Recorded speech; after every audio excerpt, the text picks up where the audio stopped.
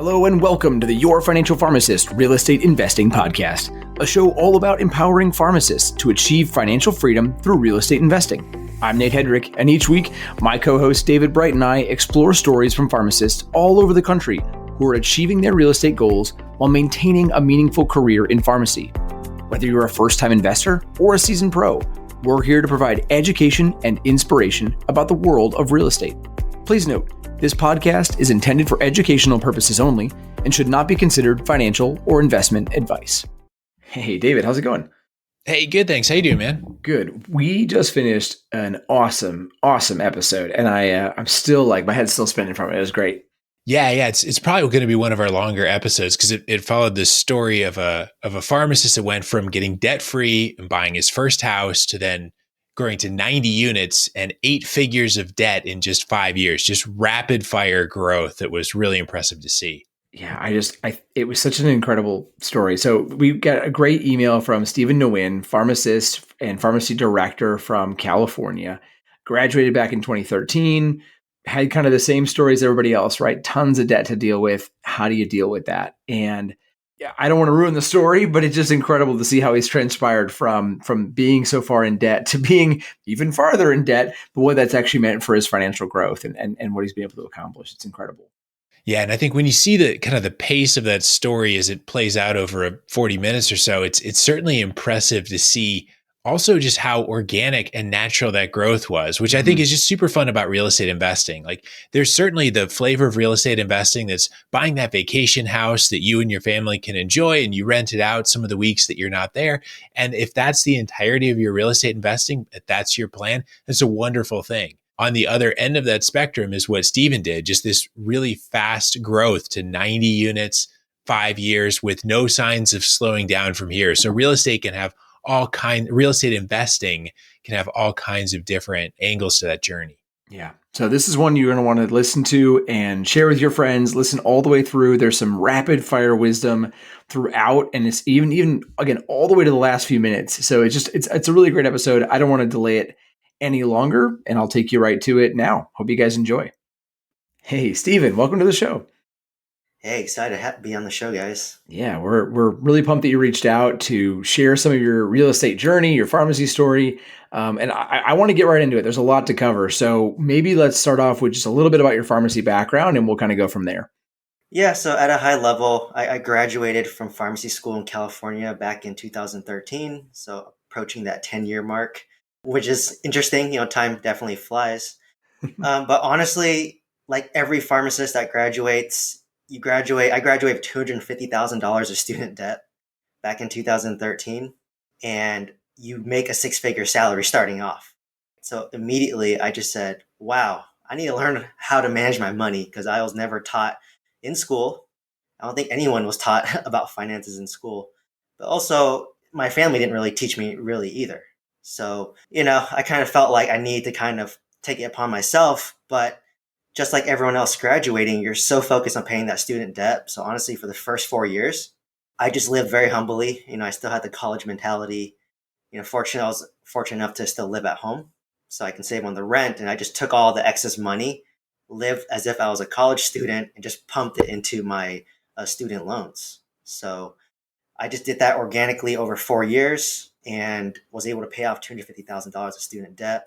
I was able to refinance it at a lower interest rate. So I think the federal rate was like 8% during my time, but I was able to lower that to about 4%. So just doing that saved me so much money and time, combined with just living very humbly and frugally, despite making that pharmacist salary. So I basically that was my goal, was just to pay off my debt. And that's all I knew, to be honest. That's all my parents taught me, is that no debt is good. So pay it off. I gotta hit pause for a second because that $250,000 in 4 years. That's congrats. That's huge. There are a ton of pharmacists out there that are hoping to do anything even remotely close to that, and you've killed it. That's an awesome setup. So congrats on that. That's huge.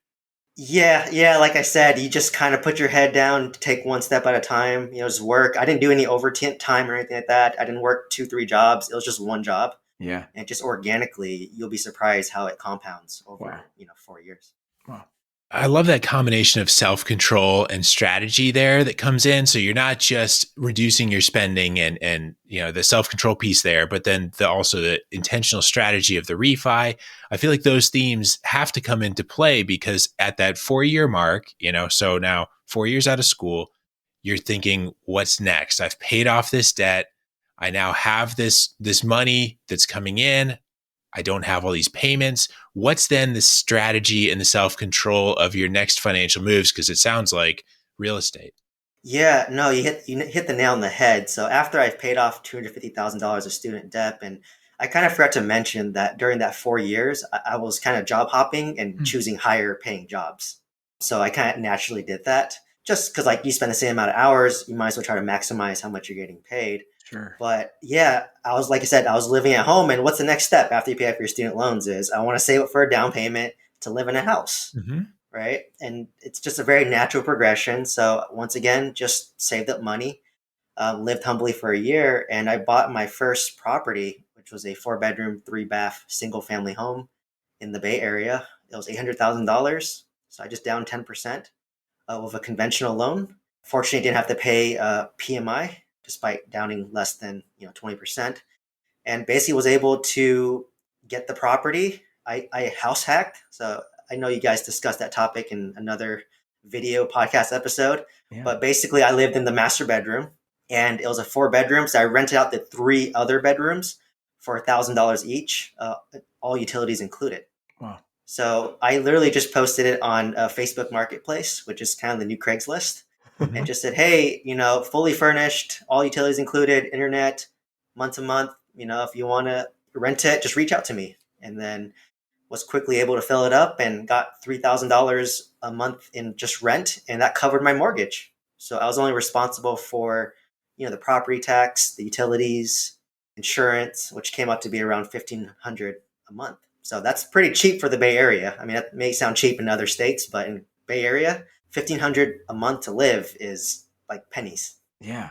Especially for a nice single family place, something that you can call your own home too. That's huge. I mean, I know my brother lives out in San Francisco and it was like $4,000 a month for the average apartment or something like that. I mean, so you're really knocking some dollars off that. That's incredible. Yeah. So by also doing that too, I still have the same mentality, right? Like Hmm. I just kind of saved up. And at that point, actually, that's when I got my first director position. So it took me about about 4.5 years before I progressed up from a pharmacist to become a pharmacy director. And then I did have to relocate to San Francisco.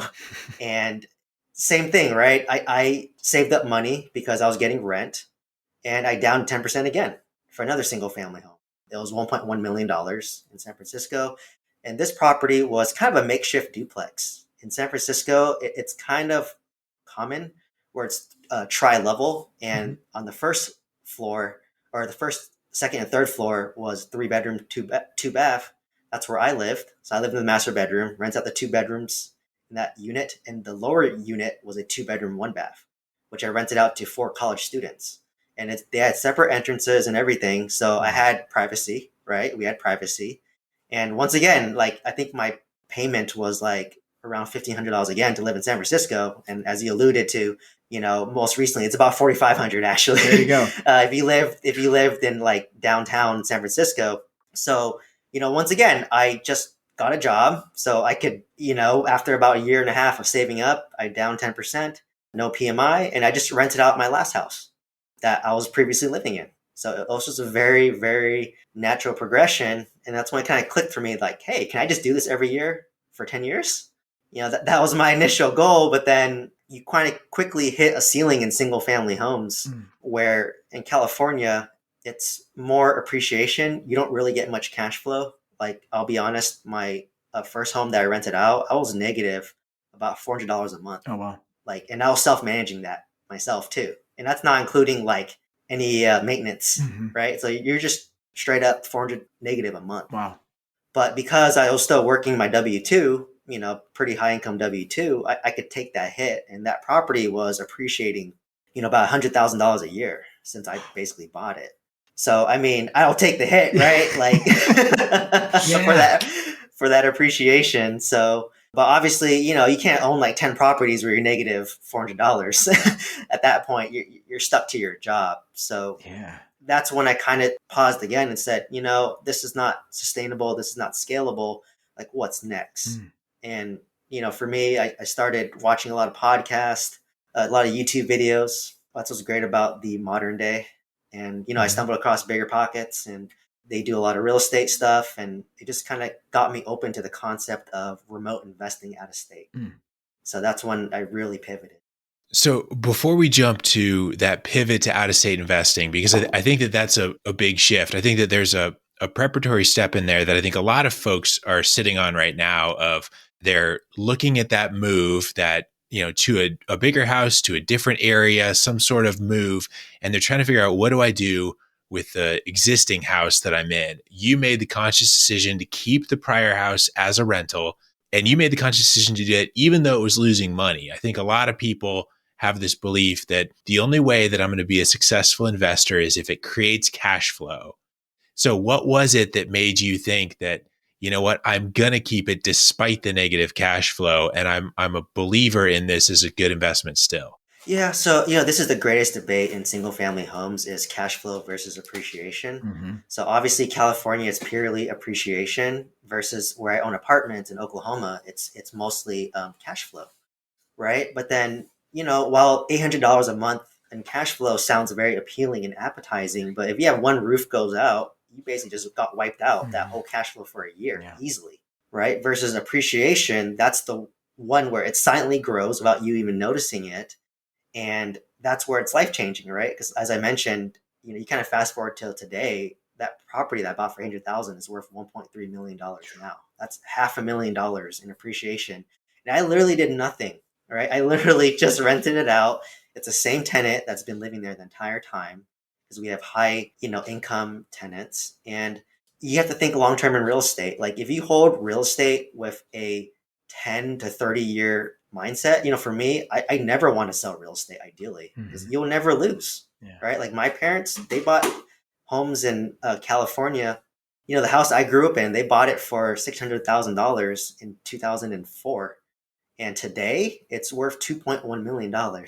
So, I mean, if you have that long-term outlook, you can't lose, right? You can't lose. And my interest rate on the property is 3.7%. That's less than inflation. So, if my income goes up organically, rents goes up organically, and your property goes up organically, like you can't lose. So for me, I saw it as an investment long term, and you just want that equity because I made enough money through my W-2 job that I don't hate my W-2 job, right? I don't mind working it, and a $400 hit isn't that bad when a lot of people are paying rent.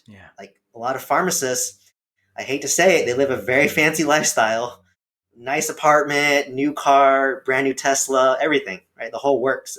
A lot more lavish than me, I'll be honest, and I'm a pharmacy director and I own 90 units and I'm still able to stay humble. So that's what kind of my mindset was just to kind of live humbly, live beneath your means and think long term.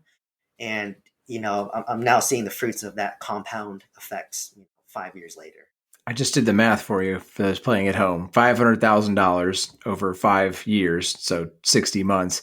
That's $8,333 in cash flow every single month. So if you want to break it down that way, right? Like if you're trying to compete with the cash flow play. So that shows you the power when you've got a market like California where the appreciation is just so far removed from one, everywhere else, but two, from that cash flow perspective. You can't compare the two anymore. So that gives you some idea. Yeah, so like you said, I think anyone would take negative $400 a month to make $180,000, which is essentially pharmacist's salary in California, and it's tax free. And like I said, like I think anyone would take that gamble. Right? You can ask anyone; they would take that gamble in a heartbeat. Yeah, that's incredible. Yeah. So you're then hitting on the different values that real estate investing can bring. So the appreciation is the one piece. There's the mortgage pay down, the fact that as a bonus to all of this, those tenants through their rent are paying down your mortgage. There's the tax benefits. And then there's also the cash flow, which is what pivoted you to Oklahoma. So it's kind of wild to think that you saw this $500,000 increase and then you did more of that and more of that That sounds really good. Why would you look away from that $500,000 increase and look to another market? What made Oklahoma or some of this distance investing feel like a win? Yeah, so once I kind of learned about how commercial loans work versus conventional single family homes loans work. So the example I like to give is if you have two single family homes right next to each other and one rents for 5,000 a month and the other one rents for $10,000 a month, when you go to sell it, they sell for the same exact price because it's based on the sales comps. Mm-hmm. But with an apartment complex, if you had the same example, let's say you have a 20 unit apartment complex that rents 5,000 a month and the other 20 unit apartment complex rents for $10,000 a month, the one that rents for $10,000 a month is worth double. And the reason for that is the value is based on the net operating income divided by the market cap rate. Mm-hmm. So the net operating income is the income minus the expense. So you can control the income, right, by raising the rents. You can control the expense by, maybe doing some water conservation, for example. And the market cap rate is determined by the market, right? So Oklahoma, it's about 7, 8 cap. California is probably like a 2, 3 cap. So once I learned that concept, it completely blew my mind. And it just made me realize I don't want to buy single family homes again, because as you increase your cash flow, you actually increase the value. Mm-hmm. So you have it's like having your cake and eating it too, right? Like before with single family homes, it's either appreciation or cash flow. But with apartments, if I have more cash flow, it forces appreciation and you have both. So once I learned that concept, it just completely blew my mind. And I just said, I need to get started in this in a low risk way. Because, we're pharmacists, right? We're very risk averse. Let's be honest here. That's why we're all in the profession. And I just said, well, in Oklahoma, I can get a 26 unit apartment complex for $500,000. That's cheaper than all my single family homes in California by half. Yeah. I need to use this opportunity to learn about apartment complexes because once again, right, very conservative. You want to test the concept before fully committing to it, right? It's just kind of like doing a residency in pharmacy school to see if you want to do inpatient pharmacy, right? You do the residency, you either like it or you hate it, right? That's the same with apartments. So I thought it was a very low risk way to get into apartment complexes.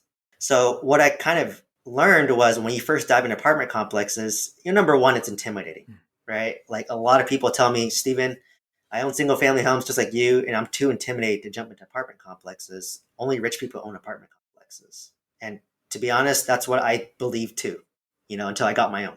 But pretty much when I go into the game, a lot of brokers will not take you seriously at all. If you have no track record, you don't own any apartment complexes. Even if you own 10 single family homes, they don't care. You own no apartment complexes, so they will not take you seriously. So instead of complaining and crying and giving up, I just said, let me find off market deals. So I started sending out letters. I sent out letters to property owners using PropStream to kind of dive into the weeds there a little bit. And I just would write letters. I'd use my doctor title. I'd flex on that a little bit. We're all doctors here. So I'd say I'm Dr. Stephen Nguyen to build that trust and credibility. And, I just sent out about 1,800 letters over 6 months. And, one owner called me back and he wanted to sell his apartment complex for $500,000, 26 units. And, I just kind of underwrote the deal and, made it work, made an offer, did all the due diligence. And, I owned it for about 1.5 years now. And what's kind of crazy is I bought it for $500,000. I got $60,000 in seller repair credit after due diligence and inspections. So my down payment was effectively 10%. And then also the property appraised for $750,000 day one. Wow. So I made $250,000 of equity day one by going off market. That's crazy. So that just completely blew my mind, right? So that's why I pivoted, right? Is because I learned that you can make just as much in apartment complexes as single families. So that's why I was able to leave my comfort zone of single family homes in California to take that calculated risk very methodically to do that. Because worst case, if I mess up, I can sell this and still make $250,000.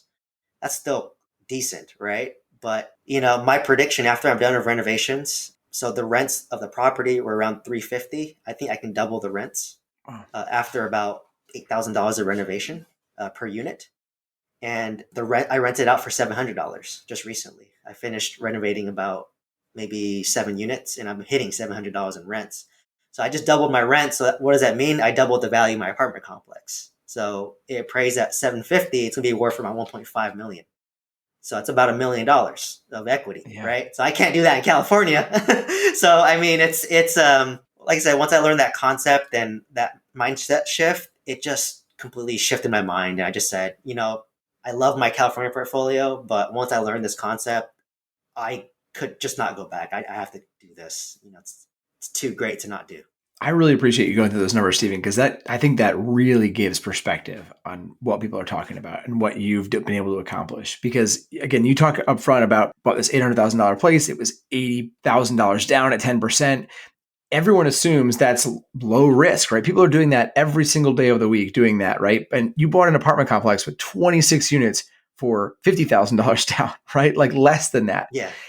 But every single person you talk to is telling you how much riskier it was to do that, but it cost you $30,000 less. It's like just looking at the down payment, right? Yeah. So I think that's super, super important to see those numbers, actually flesh that out, and have conversations with people that are doing this before you make a judgment call about, well, this is riskier than that because I don't know anything about it, right? Doesn't mean it's riskier, just means you aren't knowledgeable yet. So I again, really, really appreciate that perspective. It's really cool.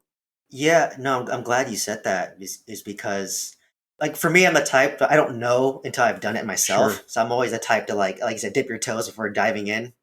I'm sure most pharmacists can relate to that mindset.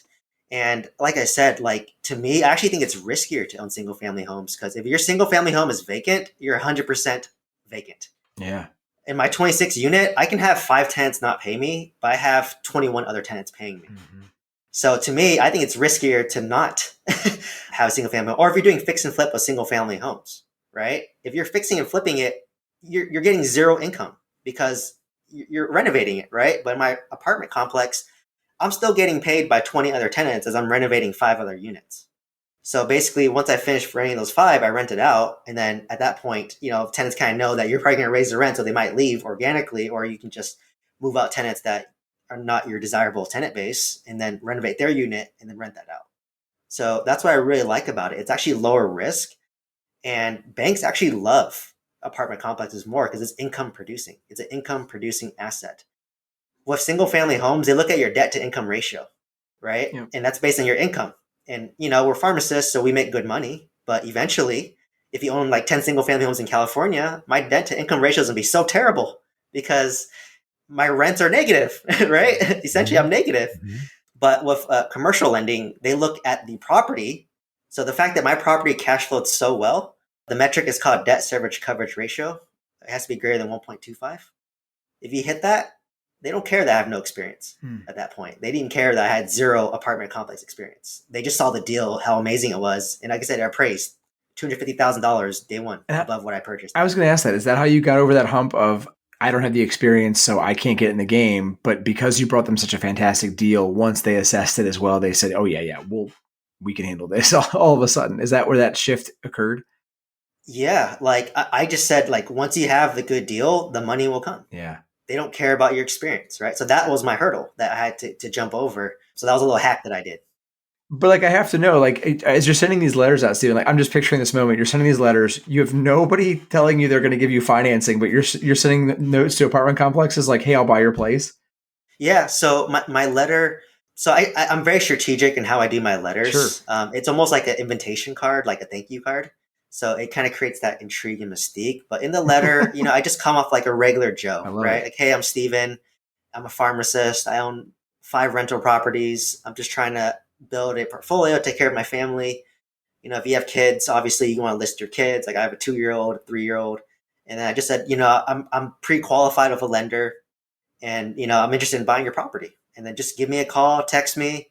And that's how it all starts. So usually you just send out your letters and then I send out 300 letters a month. So about maybe 10 will call me, right? We're detail oriented here. So about 3% will call me. So about 10. And then out of the 10, maybe 1 might be serious about wanting to sell.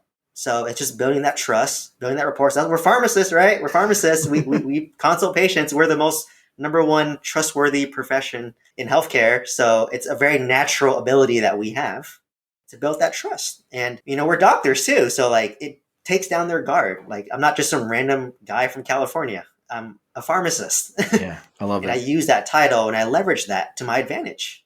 It's not a crutch. It's actually an advantage sometimes. if you shift your mindset a little bit. So that's what helped me be successful. That's how I scaled to basically my 90 unit portfolio was all off market with mailing. That's awesome. Wow.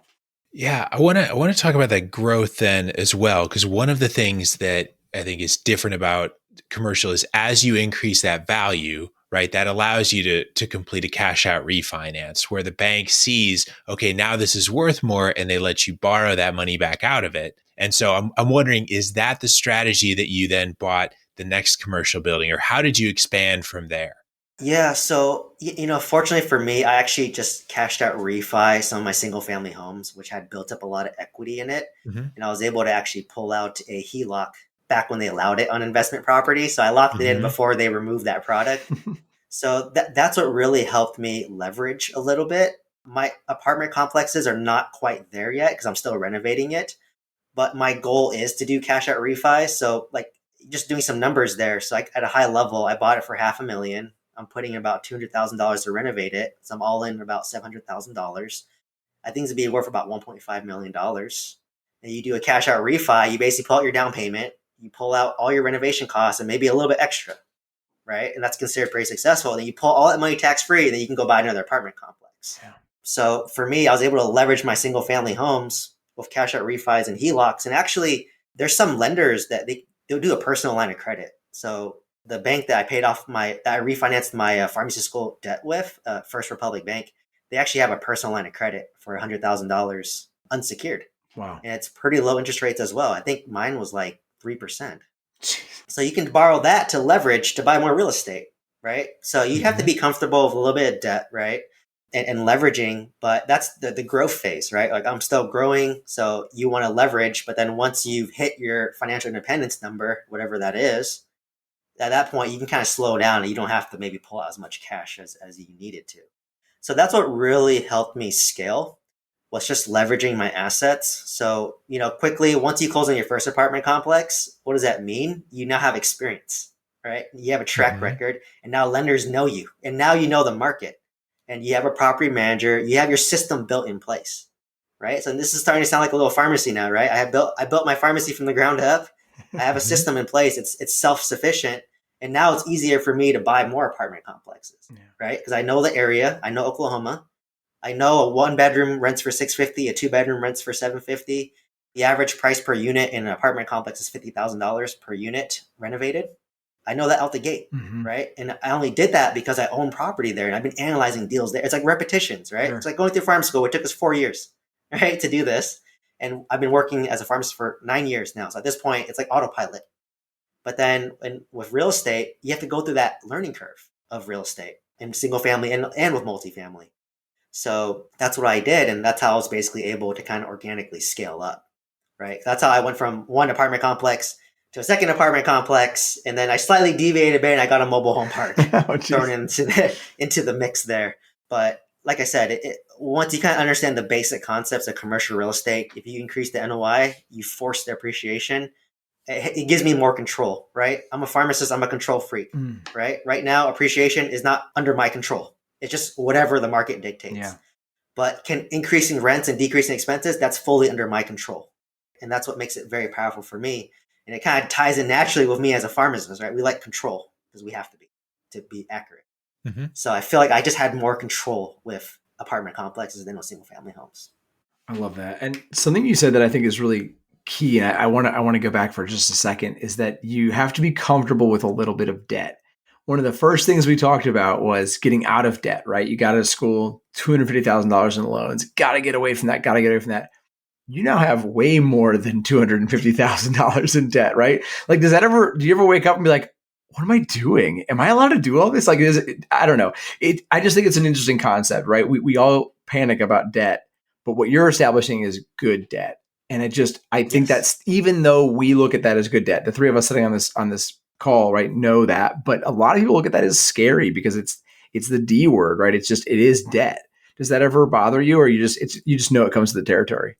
Yeah, no, it's a great point. Like a lot of us grew up where debt has a negative tone, Absolutely. right? Like a lot, credit card debt, car loans, student loans, Yeah, that hits home for all of us. sure. But what's crazy was like student loans was 8% interest, and there's like, I think the tax write-off was like 2,500 at the time. Mm-hmm. But with real estate, it was like 4%. I was like, how is it cheaper to get a home mortgage? It's like half my rate. Like, do you not want working professionals That's crazy. to take care of patients? That was my joke at the time. But with debt, like you said, it is leverage. Like, to buy $1 million piece of real estate, I can put 10% down, which is $100,000. But if you put that into like stocks, if you have $100,000, you only get $100,000 worth of stocks. So you can't leverage up. But then also, kind of back to your point of debt, when you get into apartment complexes, there's something called non-recourse debt. So non-recourse debt means that you're not personally liable for it. So what does that mean in simple terms? If I go bankrupt, the bank would just take back the property. They can't come after me personally and my other assets.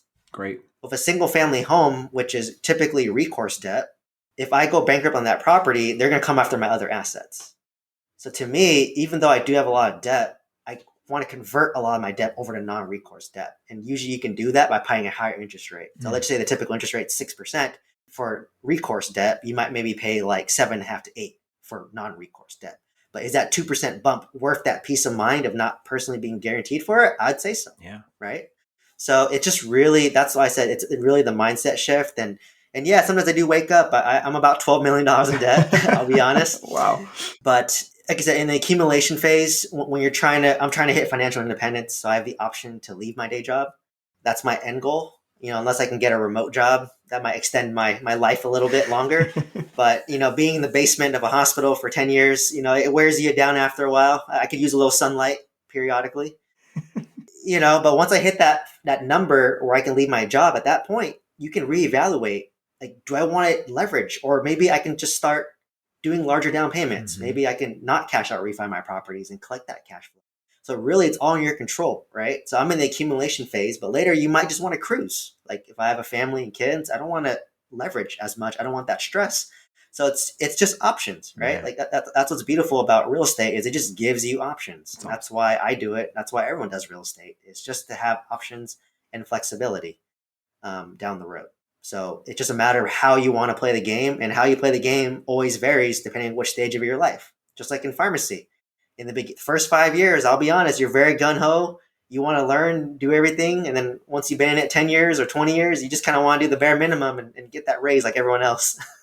Well, I love the why and the vision that you've set for what real estate can do, and the cash flow and the financial independence, and a lot of those things that I think people are after in their financial journey. One of the things that you talked about too a few minutes ago was the learning curve to get there, because I think that in 30 minutes you've distilled 5+ years of hard learning, right? And so I think that there's some people that heard a lot of terms like non-recourse debt and DSCR loans and commercial and cap rates, and like there's a lot in there that can be intimidating for a listener that's just getting started. So I'm curious those first couple steps and what that encouragement might be for someone that's trying to learn and trying to just drink from the fire hydrant right now. Yeah, for me, I would really suggest, like, for me, I'm the type where I just can jump in head first. Like, I'm the type to jump out of the airplane and build my parachute on the way down, right? I know a lot of farmers are not that way, right? They want to make sure, like, they triple check the parachute before they even jump, right? But for me, I think what I'd recommend is just get educated, number one, right? There's a lot of resources out there. There's a lot of real estate podcasts, a lot of YouTube channels that you can learn from. But honestly, in all those podcasts and YouTubes, they teach more about the mindset about it, but they don't actually give you the details, right? That's what we want as farmers. We want the devil's in the details. That's what we want, right? That's what we crave. So because I felt I was lacking in the community, I actually just try to like form little mastermind groups of like-minded individuals, right? So like, just remember in pharmacy school, we did little like patient workups, and they put us in like teams of like 3s or 4s. I applied that same concept to real estate, where I was surrounding myself with people who were buying apartment complexes. So it made it seem like it was normal to own an apartment complex. I felt abnormal not owning one. That's how it felt, right? So it's really who you surround yourself with. And then you start to learn from their skills and experience, right? So the way I phrase it is like, everyone is maybe one step behind me. Like, even though I own 90 units, it's impressive. But like, realistically, I'm maybe one step ahead of you. Because I literally just jumped from single family homes to apartments. So you just got to follow in the footsteps of someone else. And that's what we learned in school, right? When you're a P1, you follow the P2. The P2s follow the P3, P4, and so on. So it's the same model. So just follow somebody that's doing what you want to do and follow their path, right? You're not reinventing the wheel. Like pharmacy, nothing's brand new for the most part. It's pretty much the same. And same with real estate. It hasn't really changed. So just find somebody that you like, that you want to work with and learn from them, right? But obviously as a new investor, like let's say you want to work with me, you have to give me value in some way. Yeah. So find ways to give value to people that are doing what you want to do. And then that's how you get into circles, and that's how you network and build a community. That's what I would recommend to someone starting off. That's great advice. That's awesome. In fact, it leads me to our three final infusion questions that I think are you're just brimming with advice, and so I'm really excited to ask you these. This is good stuff, Stephen. The first question in our final infusion is: what's one tangible strategy that you use to make sure that your investing works hand in hand with your career as a pharmacist, especially somebody like yourself, crazy busy pharmacy director? How do you do it? Yeah, so like I said, I think the skill sets translate very well. So as a pharmacy director, my biggest hospital, I managed about 40 pharmacists. Mm. So you have to, kind of leverage and delegate, right? So you're delegating your time out of it. Obviously, I work, at least 40 hours a week, and I'm not physically in Oklahoma. So you really have to spend a lot of time vetting your team. Mm-hmm. And once you built that team, and the number one player in your team is typically your property manager. Once you have that property manager that's strong, they'll find every other player in your team, like the general contractor, insurance agent, title insurance company, all the rest of your team. If you have a strong property manager and interview them and screen them, then everyone else will organically come to you, right? So it's just like when I interview pharmacists for a job. I'm interviewing like 20 of them, and I'll pick the best one. Mm-hmm. Same thing, property manager. I interview 20 of them. I rank them 1, 2, and 3, just like residency ranking, right? Similar concept. And I make the offer to the first one first. If they don't work out, I have my 2 backups. So basically it's building systems, right? Like pharmacists, we're very system and detail oriented. That translates very well to real estate. And you'll be surprised. Like I'm the one lighting the fire under my property manager, say, hey, like you can improve your system by doing this. You'll be more efficient. I love it. That's how we're trained in the hospital, right? You have to be very efficient, very timely in terms of drug distribution. So we're constantly tweaking the system to improve it for medication safety. Same thing with real estate. This property manager, how can you be more efficient? You can automate these reports. You can have them automated to me, sent to me via email every month. I can outsource my direct mailing campaign. There's ways to leverage. So I think the key is learning to leverage, learning to delegate, and building systems in a team. If you can do those 3, I know it's hard for some pharmacists, especially the ones that want control, but once you kind of learn that, that's how you scale. That's great advice. Love it. Absolutely. Yeah. Those key people in the team, vetting that, spending time on that, super worthwhile. What's one resource that is most helpful to you in your real estate journey, whether it's a book, podcast, person, author, website, whatever that would be? Bigger Pockets was kind of my first podcast that I listened to in terms of real estate. They definitely kind of taught me the mindset, but I think in terms of just learning, YouTube has a lot of valuable information on there that you just can search, like how to underwrite apartment complexes. There's a lot of people who underwrite deals live. Like I underwrite deals live. Like I underwrote at least 100 deals plus for every deal that I got. So I just said, well, instead of wasting my time doing it alone in the basement, I actually recorded some of the deals where I underwrote it back of the napkin math in like 5 minutes. Like It's not something fast, right? You can do it during your break, during your 15-minute break or during your lunch. That I can quickly underwrite deals fast. And once you build those repetitions, just like in pharmacy, like that's how you get really fast at it, to the point where I can look at a deal in Oklahoma City and I know within like a minute if this is even worth underwriting at all. So I just think, for me, I learned by doing.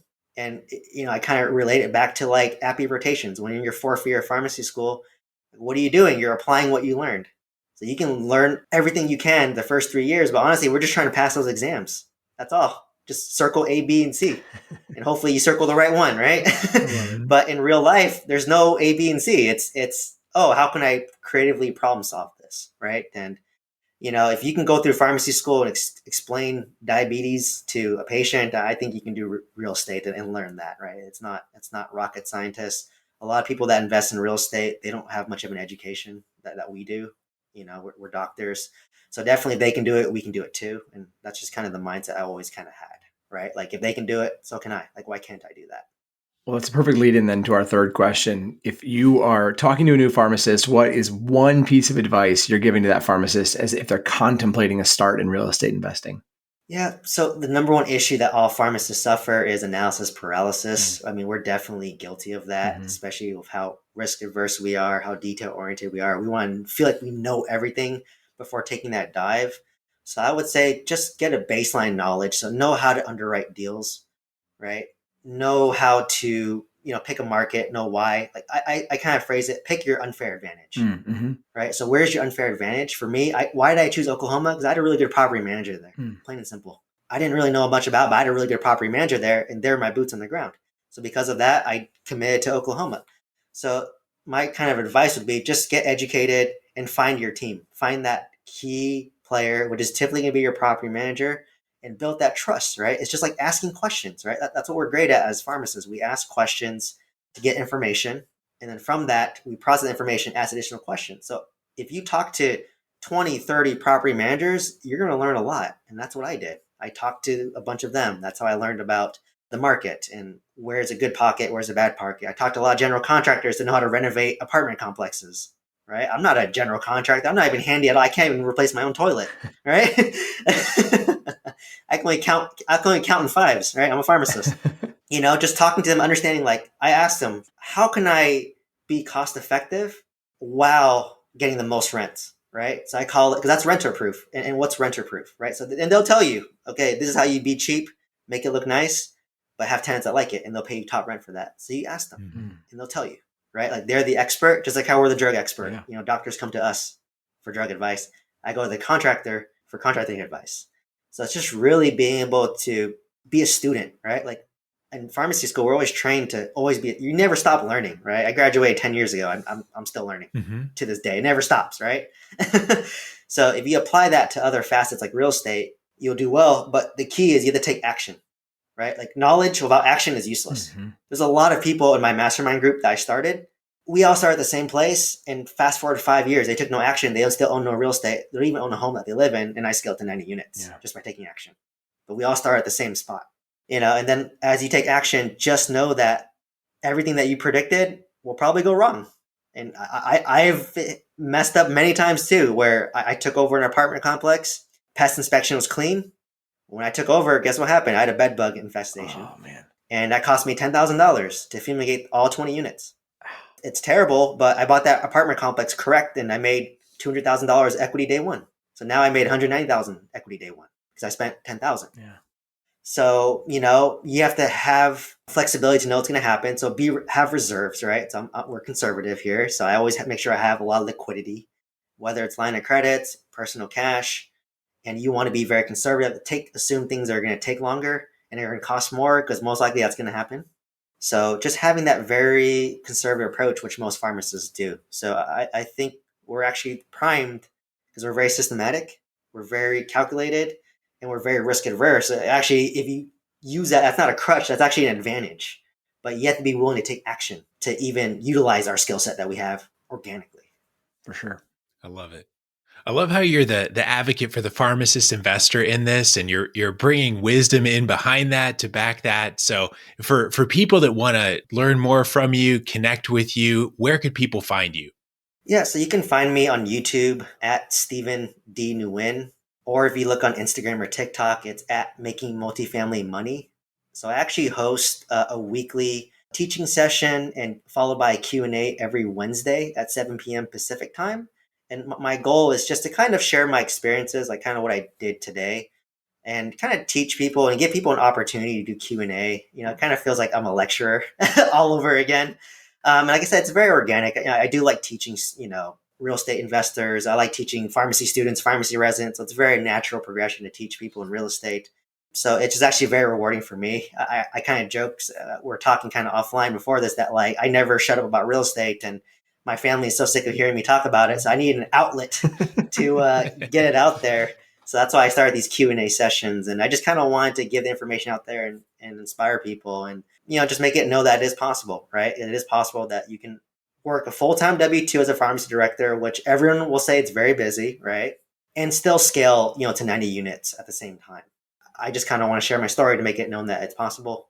and hopefully it inspires others to take action to say, hey, if this guy can do all this, maybe I can buy my first single family home.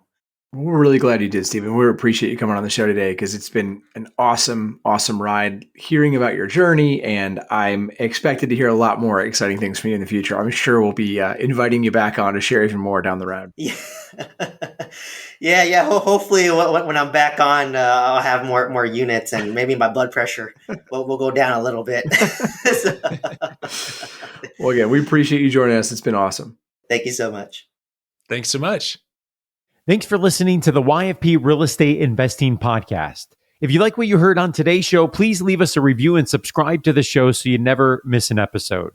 If you have a question, know someone that would make a good guest, or want to connect with Nate or David, head on over to yfprealestate.com and join the growing YFP Real Estate Investing Facebook group.